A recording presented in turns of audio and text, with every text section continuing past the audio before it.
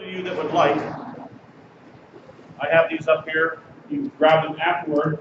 It's a copy of the 18 in kind of a nice format with durable paper. Take with you and be able to have these if you'd like. They'll be up here. Also, I mentioned earlier this book called Psalms as Torah, Reading the Biblical Psalm Ethically by Gordon Wenham. I'd love for those of you that can to get this. It's a great book on the Psalms and how they relate to the Torah, both structurally and internally, everything about the Psalms and how they're relating to the Torah. The Psalms are laid out in 5 books, just like the Torah is laid out in 5 books. The first Psalm starts out saying, blessed is the man who delights in your Torah. Psalm 19, the largest psalm, is 119. It's all about the Torah. So, Psalms is Torah by Gordon Wenham. Second book I want to recommend. What's his last name, Brent? Wenham. W-E-N-H-A-M. Gordon Wenham. Second book is called Hidden in Plain View: Undesigned Coincidences in the Gospels and Acts. This book is excellent. It goes back to this lady is going back and using the research of about 4 or 5 individuals in the mid to late 1800s who were looking at the gospel accounts. And what they started to notice is that you had what they call undesigned coincidences.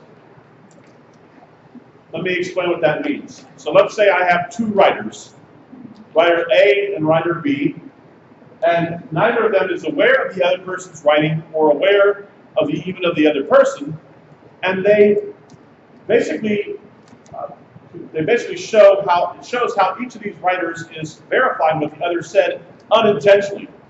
It's not like the other one knows what this other one said, but basically saying, hey, here's what happened over here, and sure enough, as you read the other person, you say, well, okay, that's exactly what happened. We have had an ongoing attack against the historical reliability of the Gospels for probably the last 100 years.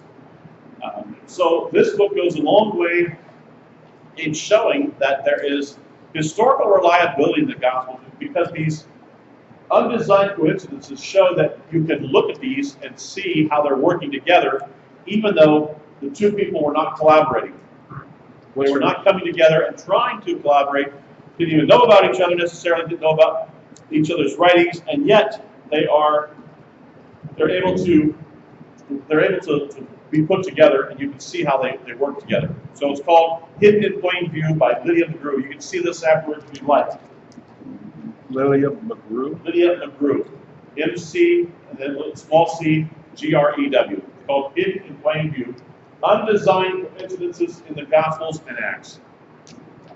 It also goes a long way in helping explain why certain parts of the Gospels will tell us part of the story, other parts of the Gospels will tell us the other part of the story, and fills it in. It's really kind of cool to see how they work together. Okay, so up here we have the Shemini Esrei. Get those afterwards if you'd like. It has the 18 benedictions. You can go through these, take one, put it in your Bible, put it in your purse, whatever you like. The 2 books, and also I gave a handout to you. We just came into the biblical month of Av. And this coming Monday night to Tuesday night is what's known as Tish B'Av, the 9th of Av. So I gave you a couple of handouts on this. If you will take the one that looks like this, has Tish B'Av in Hebrew at the top of it. And it starts off by saying the 9th of Av at the top. So Tisha means 9th of B'Av in the month of Av. So 9th of Av. The 9th of Av, so reading at the top here, means, so Tisha means 9, Beth means in, and Av is the name of the month. A day throughout history of the Jewish people that has been marked with destruction and calamity. Most notably, Solomon's temple, the first temple, was destroyed by the Babylonians on the 9th of Ab. The walls were first breached on the 17th of Tammuz, which is why this day is commemorated by a short fast, only from sunset. Amazingly, the second temple, the one built by the returned exiles under the leadership of Zerubbabel, reclaimed by the Maccabees and expanded by Herod at the time of Yeshua, was destroyed by Titus on the 9th of Ab. Thus, from ancient times, the 9th of Ab became a day of mourning the destruction of the Holy Temple. So you can see, go down to the next paragraph, skipping Psalm 137 there for a moment. It can hardly be considered coincidental that on this bitter day, the 9th of Ab, the Jews of Spain were expelled. The time was 1492 CE, and King Ferdinand set the date by which the soil of Spain was to be entirely free of Jews, to be the last day of July. However, a 2-day extension was granted, giving the Jews until August 2nd. Unbelievably, the 2nd of August in the year 1492 coincides with the 9th of Ab in the Jewish calendar. Many other events of destruction have been traditionally linked to the 9th of Ab, including the return of the spies with their evil report of the land, which we just kind of touched on in our Torah readings, and the decree that Israel would not enter the promised land until that generation had died. The destruction of Batar, the last stronghold of Bar Kokhba in his revolt against Rome, and the establishment of a heathen temple upon the Temple Mount by Hadrian in 136 CE. So you can see that a number of things happened on this particular date, and if nothing else, I think it's a good day to just at least pray for the peace of Jerusalem and ask God to be with his people. You can read the handouts I gave you on this. I'm not going to go through them anymore, but the bottom line is that in Jewish history, and I wanted you to be aware of this coming Monday night to Tuesday night is Tish B'Av, which is the 9th of Av, and on this day, I wanted you to be aware that historically, many, many things have happened to the Jewish people that were destruction of the first temple, destruction of the second temple, and a number of other things. It seems to have been a day in Jewish history that was historically bad things happened to them. Okay, so many of them have set it aside as a day of mourning, as a day of fasting. I'm not asking you to do that, but I think it would be a good thing to at least on that day have a prayer for Israel and offer up a prayer. And so I give this information to you just so you have this in your hand and are able to understand when you see it on your calendar, you see it, what this is about, and how we got to this memorializing this day. So, any questions or comments about Tish B'Av? It might be a good time to remember our own tragedies of this day. True. Good idea. Nothing wrong with that at all. I think that would be a good thing. He said it might be a good thing to remember our own tragedies during the time of Tish B'Av of our own nation. So it's a good thing. I think that's not a bad idea at all. Yeah. No, I was just trying to repeat the question. So it's Monday night of this week, this coming week, Tuesday night. So maybe sometime during Tuesday, take the time on Tuesday sometime to say a prayer and say, hey, Lord, I know a lot of bad things have happened to your people and our people on this day in history, and we just ask that you be with your people and that you bless them, and, something like that. I think it's a good thing to, remember. We want to remember these things and, take note of them on our calendar. So because we've just moved 5 or 6 days ago into the month of Av. So this coming Monday night to Tuesday night will be the 9th of Av on the calendar. Is it also a day of fast?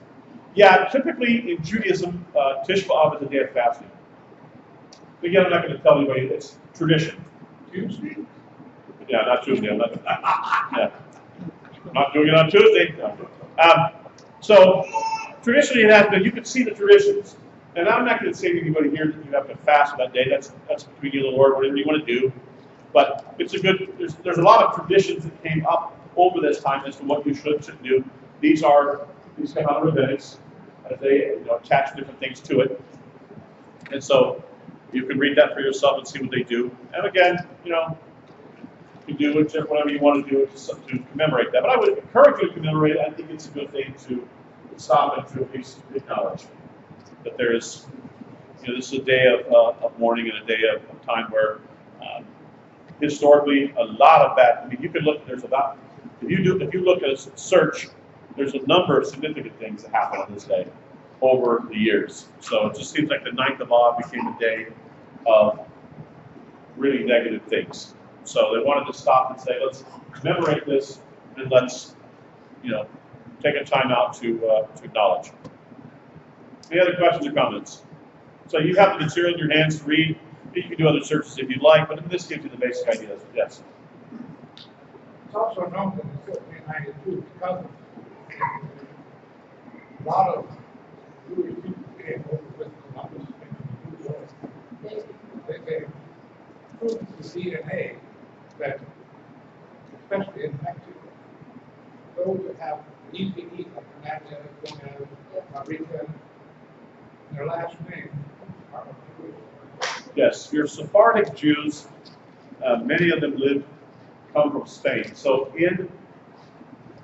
we have two types, basically, of Jewish ethnicity, primarily.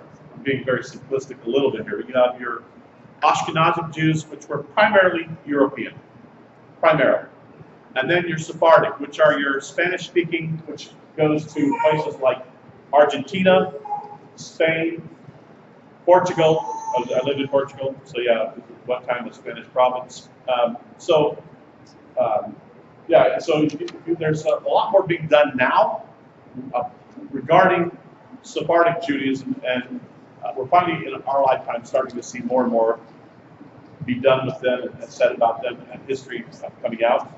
There's been more of a, because of the Holocaust, you had the bigger focus was on Ashkenazi because they were the ones in Europe. So Sephardic Judaism had kind of been pushed to the margins. I think it's finally, like I said, coming back into more mainstream. There's more being done and research on it. So, yeah. If you want to talk more about it, Chris has been doing a lot more study of Sephardic Judaism and Sephardic Jews, a lot of good stuff. And yeah, it's worthy of our study. Other comments, questions? All right. So, today we enter the book of Deuteronomy.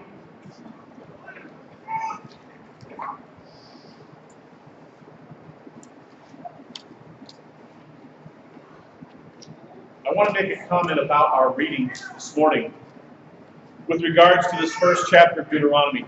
I don't know if you caught it there at the very end, but it's taking us back to the time when Israel had the opportunity to enter into the land. It goes back to that moment when God had said to the nation of Israel, you can go into the land and you can take it. It's yours for the taking. Now, remember that it's theirs for the taking, but God's also going to help them and fight for them. And if you notice what happens, the children of Israel, they send out 12 spies. Only 2, Joshua and Caleb, come back and say, we can do this. This is possible. God has given it to us and it will happen. And if you notice, what happens is the people initially say, well, we can't do it. Then God says, okay, you're going to wander the wilderness for 40 years. Notice that they were basically 13 days from where they needed to be. Your 13 days journey from where you're supposed to go in to take this, but you know what? For 40 years, you're going to just wander around. So then the children of Israel decide, well, you know what? We made a mistake. So let's go up and try it. And they go up, and they're driven out it's like the bees drive them out, the text says. So here's the point. Sometimes, I'm not saying every time, but sometimes, when God gives us a commandment, and we know that it's a commandment from God, sometimes there's a window of opportunity where he says, you have this window of opportunity to say yes to me. And then the window shuts. Then if you say, well, okay, now I want to do it. I didn't want to do it earlier, but I'll do it now. He says, no, window is shut. And in this instance, he shut the window. He said, you had a moment, you had that historical moment when you guys as a nation could have said, yes to me. Yes, you will go in. Yes, you will conquer this land. Instead, you said, collectively, No, except for 2 of you.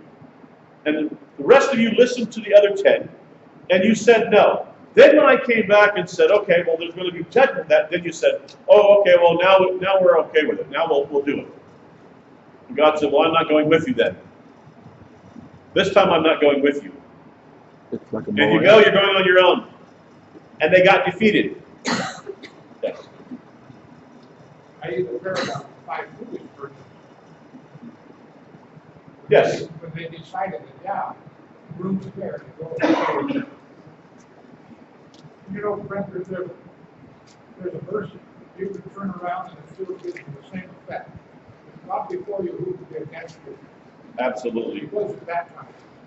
Turn it around. If God's against you, who can support you? That's a great line. Yeah, that's the other side of that. The other side of the coin is if God be for you, who can be against you? If God be against you, What hope who can you be have? for you? You have no hope. You have no hope. And God says, I'm not, well, when he says I'm not going with you, Don't go. don't go. Because if you don't go with him, it's not going to happen. So then they decide, well, we'll go up there. We'll try to go in and do this on our own. God said, well, you're going on your own then, not going with me. And they get soundly defeated. So then they say, okay, we'll wander this wilderness for 40 years. But the bottom line is that my point was that sometimes there's that window of opportunity. When God tells us to do something, there at times, not every time, but at times there are places where he says, you have this moment to, when I tell you to do it, to say yes to me and to agree with me and do what I've said. And then that window gets shut. And then when you come back and say, well, okay, now I'm ready to be obedient, he says, no, not going to work now because I've shut the window. Yes. Do we know about how long it was from the golden calf to this time? So the question was, do we know how long it was from the golden calf to this particular time? The golden calf looks to be around 3 months after they have come out of Egypt. As to the time period that we are looking at with Deuteronomy, at the beginning here, I don't know. That's a great question. I don't know the time frame as far as how long from the golden calf to when they send out the spies. I have not mapped out the time between those two to see how far apart those are. That's a great question, but I have not mapped it out. It seems that the golden calf was a universal moment for them to turn away from God. Before that, they hadn't. They had doubted him, Yeah. but they hadn't turned from him. Yeah, so he's saying that it seems like the golden calf was a time where they universally turned away from God. And there is an element of truth to that. It's interesting, God forgives them of this and says, we can still move on and everything it's going to be fine. He forgives their idolatry. And then it gets to the time of the spies, and here again, they doubt his goodness, they doubt his ability. And again, I should look to see how far apart they are. I don't know the amount of time. Yeah. I believe, I can't think of where it is, but I think it says that they were about 2 years from crossing the sea, for the first time that they come up to the promised land. Okay. And then they had the 40 years wandering in the wilderness. I'll have to go. Yeah, I need to go back and look and see if I can verify that. So take your Bibles with me, and I want to go to the book of Deuteronomy. Walk with me through Deuteronomy for just a moment, because I want to show you something that I think you'll find interesting. Go with me to Deuteronomy chapter 10. Deuteronomy chapter 10. We're going to walk through Deuteronomy for just a moment. But this is a big thing in Deuteronomy. It's one of those repetitive things he says that I want us to look at. Deuteronomy has, so what is Deuteronomy? Deuteronomy is Moses speaking the last words he has for the nation before he dies. Just before they're going into the promised land, before they're going to cross Jordan. This is kind of his last messages to them. And there's a lot of key themes, but go with me to Deuteronomy chapter 10, look at verse 8. Deuteronomy chapter 10, verse 8. I want to show you something. He says, at that time the Lord separated the tribe of Levite to stand before the Lord, to minister to him, and to bless his name to this day. Okay, so this idea, the idea here is the name. All the way through Deuteronomy, we hear about the name of the Lord. So much so that the name of the Lord will ultimately come to be a way of talking about him. I could just say, the name of the Lord. That means him. Okay? In fact, in traditional Judaism, we say Hashem. He's the name. Okay? So look if you will, verse 20 of the same passage. You shall fear the Lord your God, you shall serve him, you shall hold fast and take oaths in his name. Okay? Underline name there. Go over to chapter 12 and verse 11. Chapter 12, verse 11.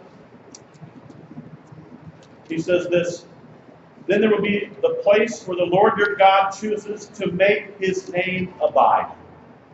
I'm going to put my name there. Okay? Said in the past, that doesn't mean that he's going to write his name there. When it says his name, it means his presence, his everything that he is. You go to verse 21 of chapter 12.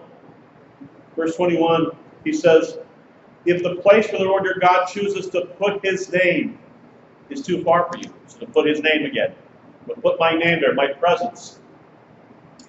So now, instead of my presence just walking amongst you like we did in Eden, like my name was in the tabernacle, my name will be in this, now this tabernacle, my name will be there, my presence will be there.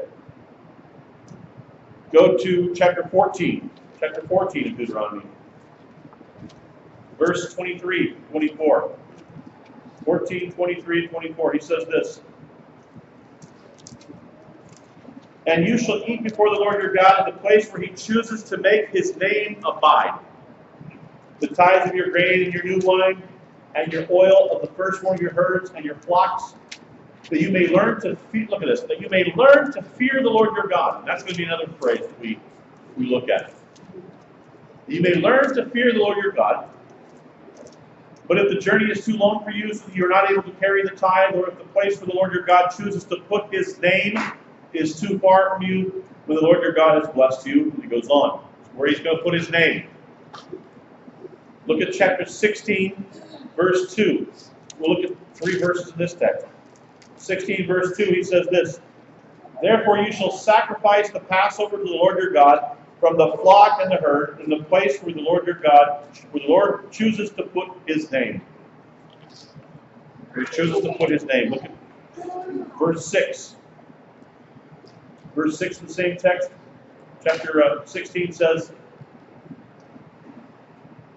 but at the place where the Lord your God chooses to make his name abide, you shall sacrifice the Passover at twilight at the going down of the sun. And I could give you multiple more references. It goes all the way to chapter 18, chapter 21, chapter 26, chapter 28, 29, 32. Bottom line is there's a ton of verses that speak about the tabernacle being the place where God will place his name. Well, you know, when we do the Shabbat, find the first 9 on your hand, and show you your eye. And it's funny how in Revelation, when they talk about the mark of the beast, it is on your hand or on your forehead. Yes. The same place where God says you. Yeah, she's talking about the tefillah or the phylacteries that they're placed on the forehead and on the hand, and as they're wrapped. It's interesting, the counterfeit in the book of Revelation is that the mark of the beast will be on the forehead and on the hand, going exactly where the tefillah would go if they were wrapped on your arm or on your head. Brent? Yes. And part of this, you know, we talked about the wailing more earlier. We had a discussion last night, and you talked about the rebuilding of the temple. The wall that we call the wailing wall, it's actually not part of the temple. The wailing wall isn't part of the temple. No, the wailing wall is actually a retaining wall. It was not part of the temple itself. It's a retaining wall. It's not considered like a temple wall itself. Yeah, it was actually part of a later building. Yes. You got to remember, Herod expands the temple. during his time, during the time of the first century. He's expanding what's now the modern, we see the Temple Mount.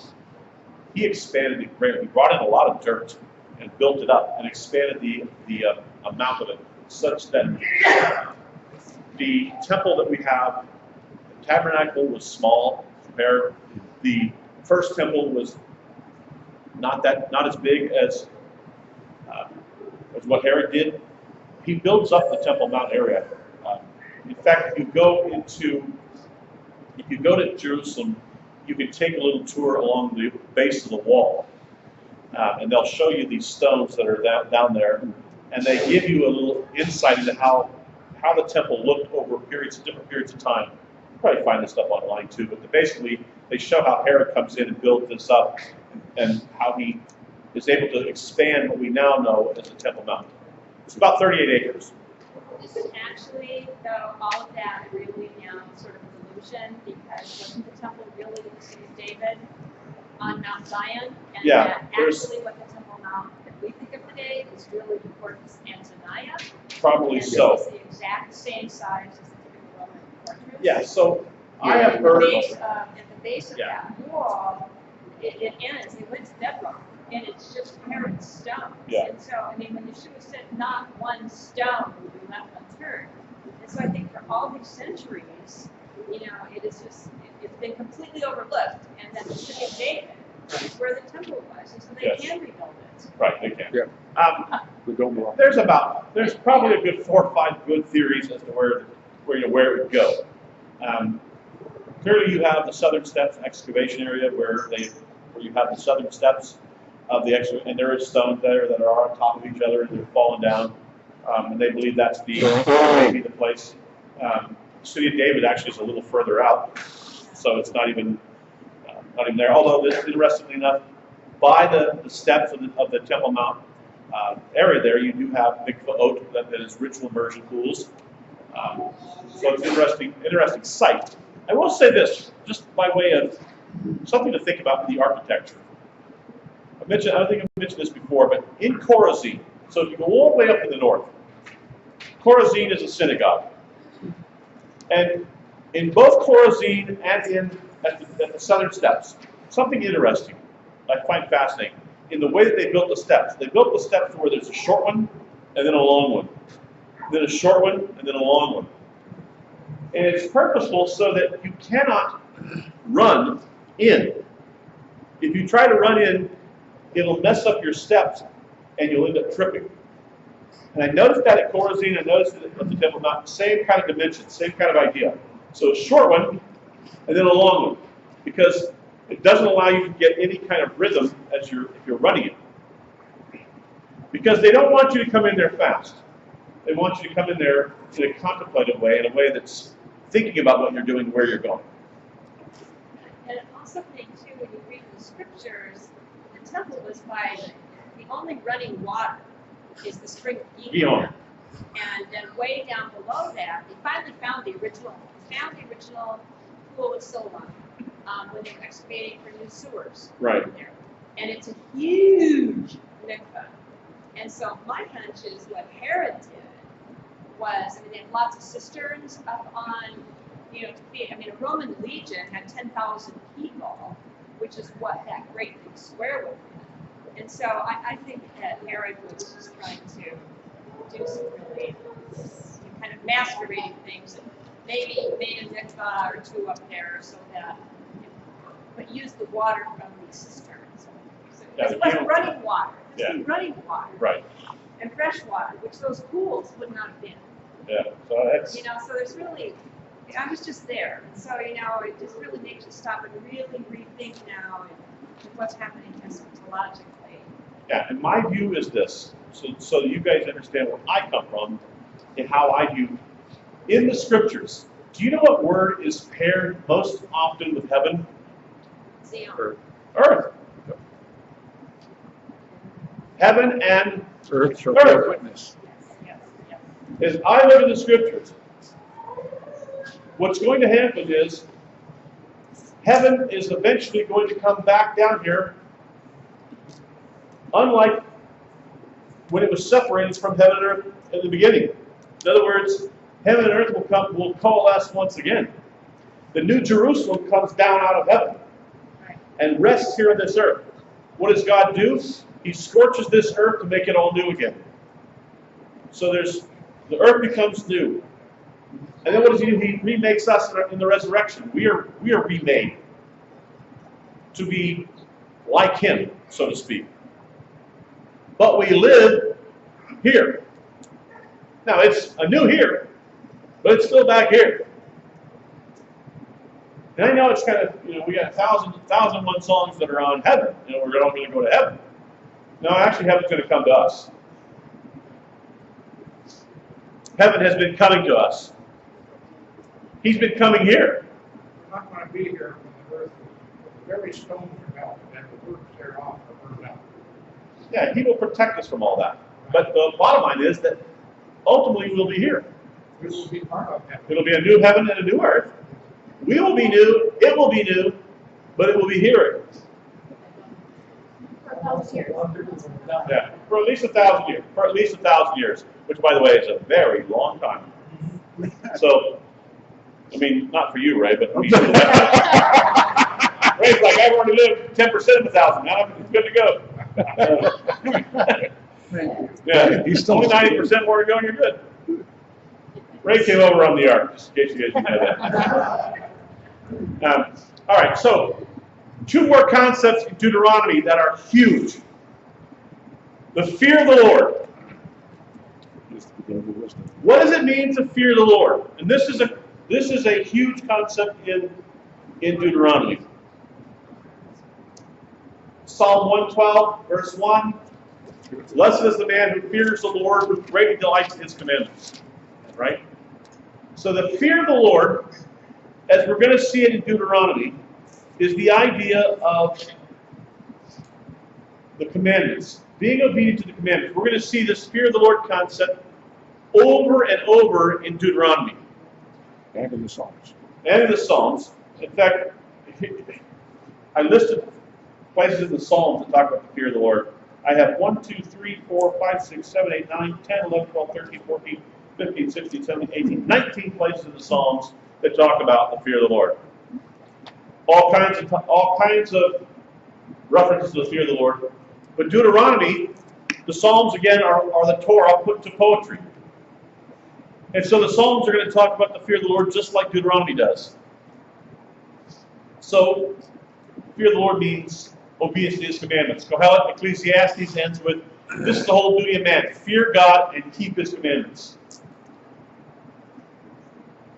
Here's the thing about the commandments. It's like the old, how many of you remember the old Fran commercial?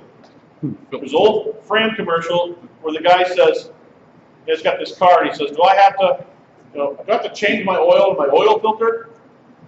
And my air filter all the time? The guy says, well, mister, you can pay me now or you can pay me later. If you don't change the oil and the oil filter and put a new oil filter and a new air filter in this thing, eventually you're going to pay me to overhaul the whole engine. One way or the other, you can pay me incrementally or you can pay me all at once. But you're going to pay me.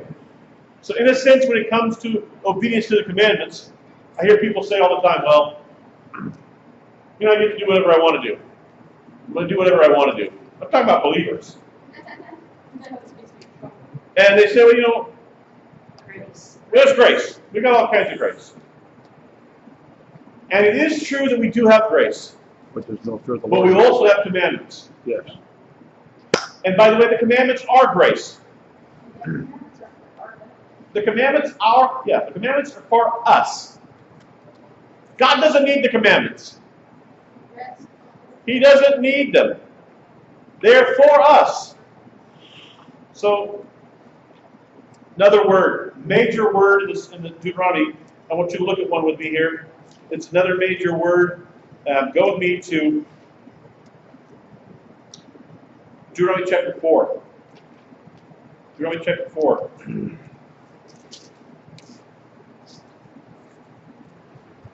In verse 7, he says this. We look at this again next week too. He says, "For what great nation is there that has a God so near to it? As the Lord our God is to us, for what reason may we call upon him? And what great nation is there that has such statutes and righteous judgments as are in this Torah which I set before you today? Only take heed to yourself and diligently keep yourself, lest you forget the things your eyes have seen, and lest they depart from your heart all the days of your life. And teach them to your children and your grandchildren, especially concerning the day you stood before the Lord your God in Horeb. And the Lord said to me, gather the people to me, Mount Sinai, in Horeb, and I will let them hear my words, they may learn to fear me all the days they live on the earth, that they may teach their children. So Deuteronomy is going to, another concept Deuteronomy is going to really hit, is that we have the responsibility to teach what we know of the Torah to our children, and wait on this, our grandchildren. Just because you're through with your children doesn't mean that you get to stop. Amen. That's American thinking.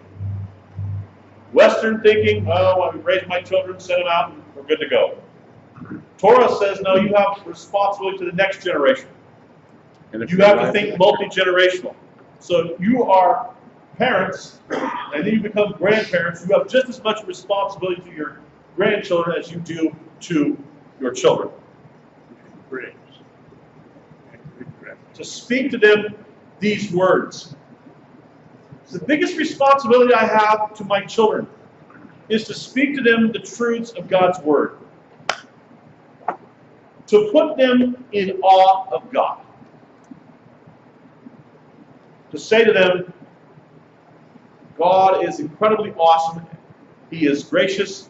He's powerful. He's everything. And if you follow Him, this will be what comes of it. This is the good that comes from following Him. So I have a responsibility to not only to my children, but I have a responsibility to my grandchildren. I have to think multi-generational, not just my generation. I don't have just a responsibility to myself, I have a responsibility to my children, and I have a responsibility to my children's children. And one of the things that has happened in traditional, and I'm speaking at large here, not picking on any one group, is we've fought in terms of ourselves. It's good enough if I do what's right. Well, that's good, but are you investing and helping the next generation do what's right? And then the generation after that? Make sure they know what is good and what is right. It's not just enough to say, last term in Deuteronomy that can easily be misunderstood. And it's misunderstood so much in our culture. This is the most misunderstood word in our culture. Here it is. Love. And now I'm going to break into song of what the world needs now is love. I'm kidding. No, thank you. I'm not going to sing. See, you're all safe. In Deuteronomy, love does not mean emotions or feelings. It has nothing to do with emotions or feelings. It has to do with one's actions as they fulfill a commandment. Keeping covenant. It's a covenantally deep term. When it says that God loves us, it's not saying that God has warm, fuzzy feelings for us. It's saying that God acts on our behalf because of covenant. And He asks us to act on His behalf because we are covenant partners. So when God says, for God so loved, for God had covenant faithfulness, it's always about His covenant faithfulness. Yeah. The problem is, modern thinking is that's God, that's the Old Testament.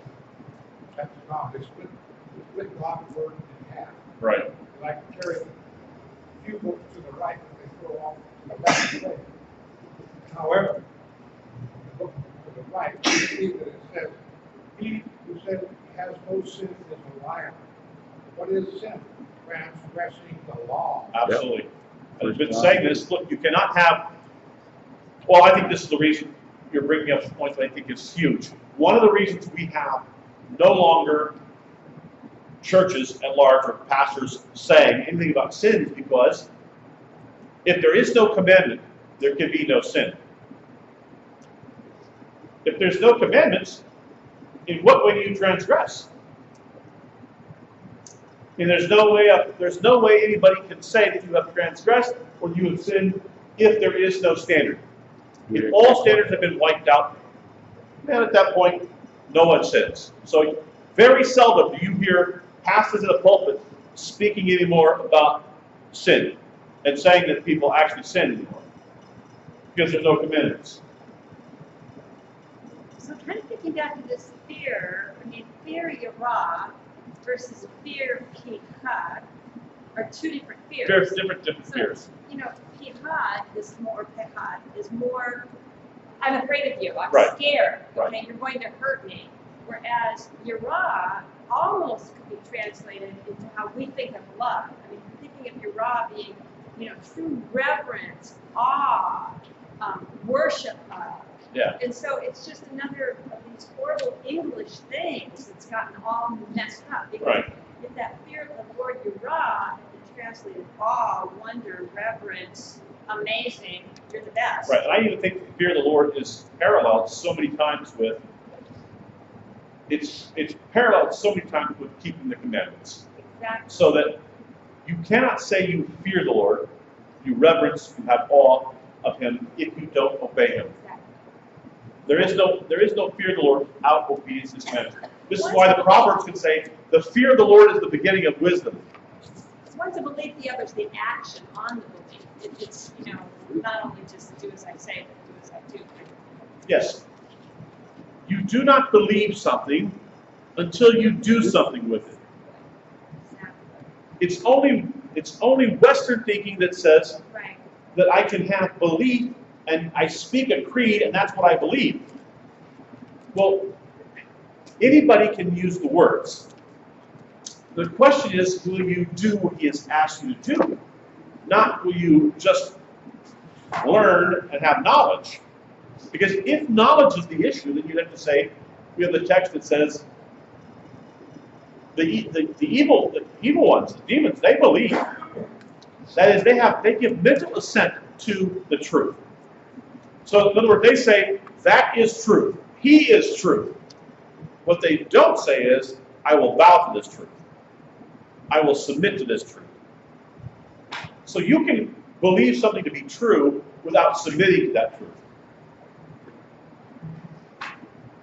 And the evil ones do that all the time. They say, yeah, we know He's true. We know that what He says is true. We know who you are. No dispute here. However, we will not bend the knee. So, love, covenantal term, all the way through Deuteronomy. Love the Lord your God. Has nothing to do with how you feel about it. In fact, we're going to say this repeatedly through this book. The whole point of Torah is to do what God has asked you to do, especially when you don't feel like doing it. Or how about this one? Not only do you do it when you don't feel like you want to do it, you do it even when you don't understand.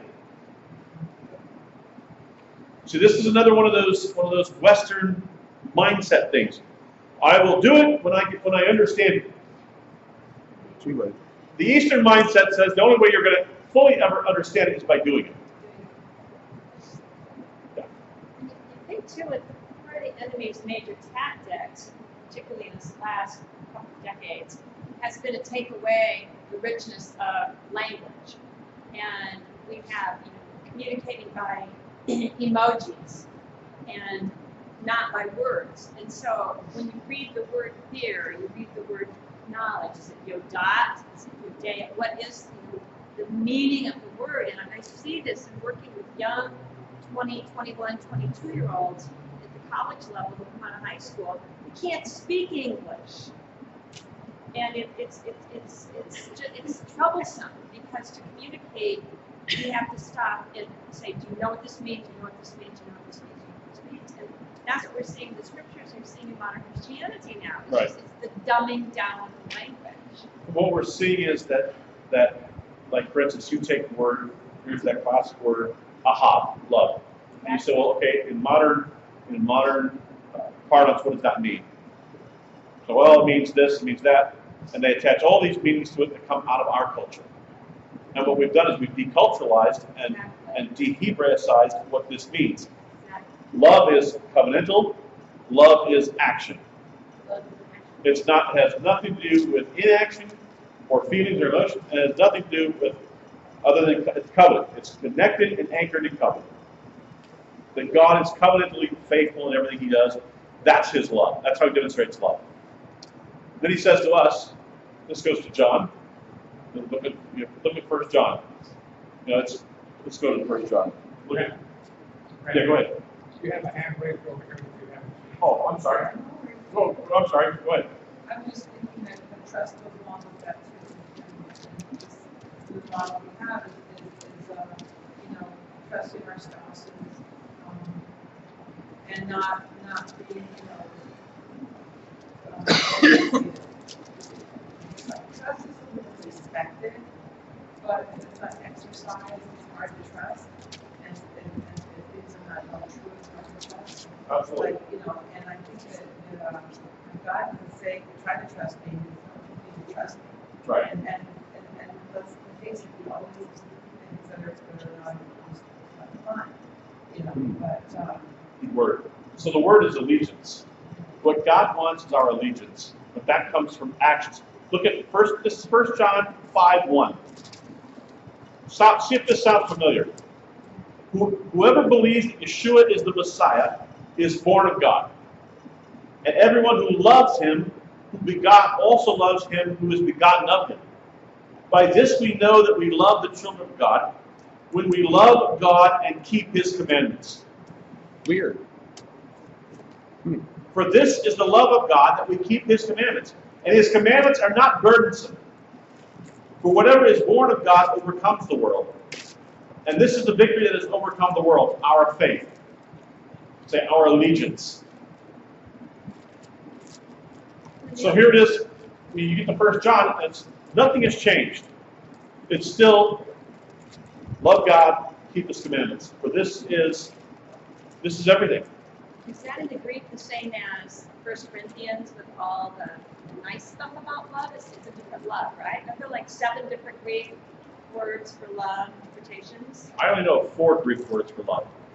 You got 7? Okay, that's possible. You have agape, phileo, storge, and eros. Those are the 4 I know of, but you may be more. So storge is like family. Like families have, eros is sexual. Then you have phileo, which is friendship, and then agape, which is more covenantal. So which love is it in 1 Corinthians? Give me the text of 1 Corinthians. 1 Corinthians 13:4. I'm going to have to look it up. I'll look it up for Look you. it up real quick. Yeah, I don't know. I mean, this has Hebrew, doesn't have Greek. Bottom line is that it's covenantal. The closest thing we have to covenant in our culture is marriage. And so that's why he uses the marriage metaphor, because it's covenantal. You're entering into covenant. You're saying, I will give allegiance to this other person for the rest of my life. And that's really the nature of who God is and what He's doing with us. And this is Deuteronomy. Deuteronomy is going to orbit around fear the Lord, loving God, covenants, commandments. He's going to reiterate this. In fact, in the handout I gave you, one of the major structural aspects of Deuteronomy is the 10 words. That the 10 words are, I've said this before, that they are chapter headings on all the other commandments. And we take the 10, you can put all of the other 603 commandments under one of these 10. And so you have this structure to Deuteronomy where you have the commandments underneath these 10. Isn't that ironic that we have words like love that encompass way too many concepts? We can't pinpoint it. We think they're so precise in translating things. There's so many different ways that we Mark, speak up. Yeah, he's saying that with the word love, we've cheapened it by using it in so many words, in so many ways. Oh, yeah. I mean, people are like, well, I love that movie. I love, the pizza I had. I love my wife. We say all that in the same sentence. I love my, and so we throw the word love around. And yet, within the biblical text, love is not a feeling or emotion. And I want, this is an encouragement for everybody in the sense that Agape, it's agape. it is agape. Okay, yeah, that's 1 Corinthians 13 is agape love, yeah. not eros. Not eros. No. The new eros. Eros is not used in the New Testament. Storge, phileo, and agape. And there may be others. You're right. There may be others. Bottom line is this: that we have to come back to covenant. That God keeps His word. He will be faithful to us. What He asks is for our allegiance to Him. Yeah, go ahead. Along with what Mary was saying, I've noticed a lot of laziness too. Well, I don't really have to. I don't have to get up and change the channel anymore. I just use the button or my phone. I keep looking all the time. I can run and answer the phone or do anything like that. There's no desire to do anything. People hire the people to do their yard work and do this, which is fine because I do yard work, but yeah, I can't. I need a couple of extra hours. That, and then there's that the other part that I was talking about I was listening to something about Oprah or something in her new age, whatever, and she said she turned from God when she heard that God was jealous of her, and I was like, what? I'm like, boy, that's a really bad translation. It's not jealous of you; it's jealous for your your affection. And I was just like, you have went off the rails because you don't understand the basic tenets of what God is talking to you about. And it's so easy for people to put what they feel about God on the Bible. So two things that cause this. That is really bad translations. Yeah. We've had some really, really bad translations. Some of these translations are really paraphrases, masquerading as a translation, but they're really a paraphrase. And the second thing is, we have had in the pulpits people who did not know biblical languages. And so they weren't able to go and look at the language itself and say, okay, what does this say? What does it actually say? And we need to be able to, if we do not get back to biblical languages and understand biblical languages, so that we can actually look and compare what the text actually says with what the translation says or what the passage says. I go to services all the time, different places.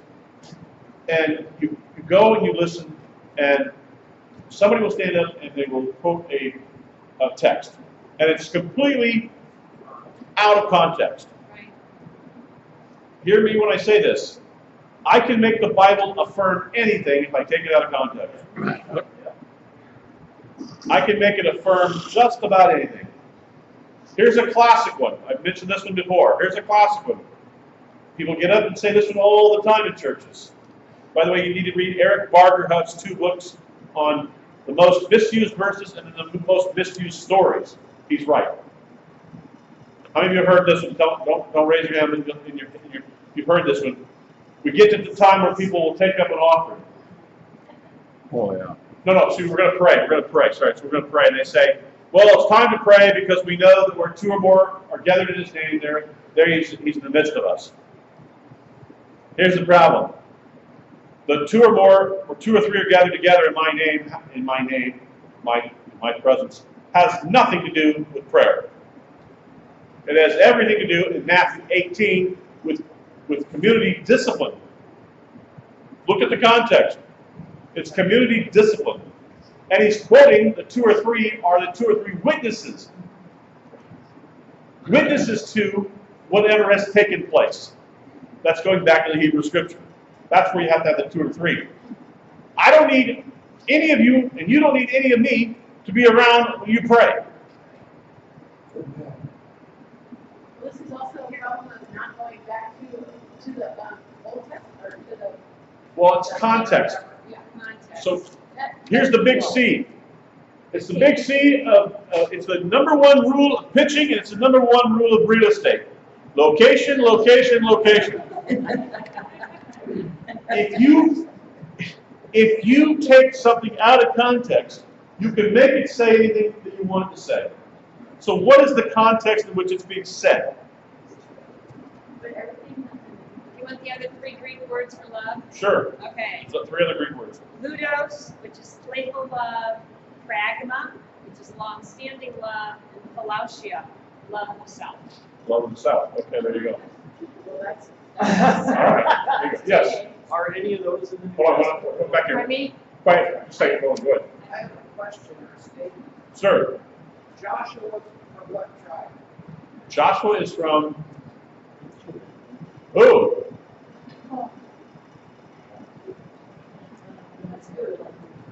Somebody Google what tribe is Joshua. The other question is, what tribe was Caleb from? He was a Kenite. Yeah. Kenites were not of the children of Israel. I know, I've done a study on this. I had the paper on this when we went through this in Numbers, that he's a Kenizzite. And so you may have with son of Nun, tribe of Ephraim. Ephraim. So Joshua's Ephraim. And here's my point. When the children of Israel finally got ready to go to the promised land, Ephraim and Caleb were the only 2 that were allowed to come in. Yep. Okay, so you'll have an Israelite and you'll have Caleb is Judah. Caleb is Judah. Some say that Caleb is Judah. Yeah. There's some that say Caleb is from Judah. Some say that he is a. It's interesting because the Kenizzites, it's hard to pin down exactly where they're from. Go ahead. Make your point. My point is, he allowed Ephraim in and Caleb the Kenite in. So he left one of the children of Israel and one of the Gentiles to go with Zion. Yeah. So And that's not the other 20 million that marched with him. so that's a possibility. We've looked at this. Yeah, go ahead. It's Jew and Gentile who got first to the promised land.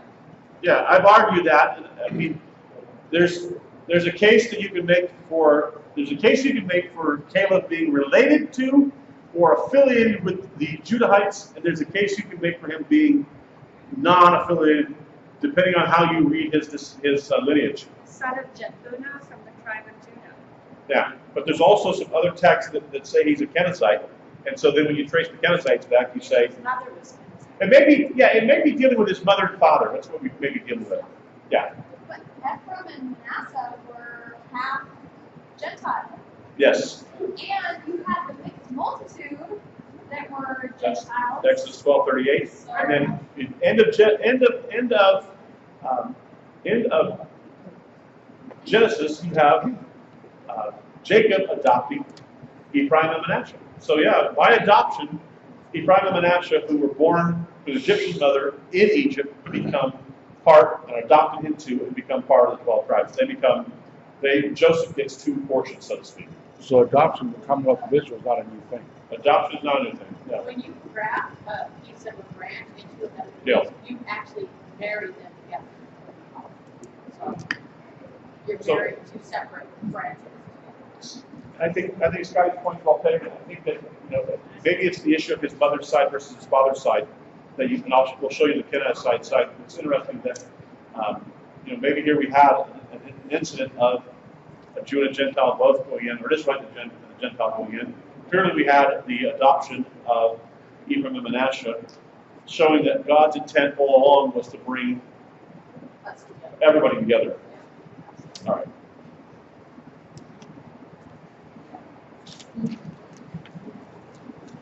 Page 95 for the Elena.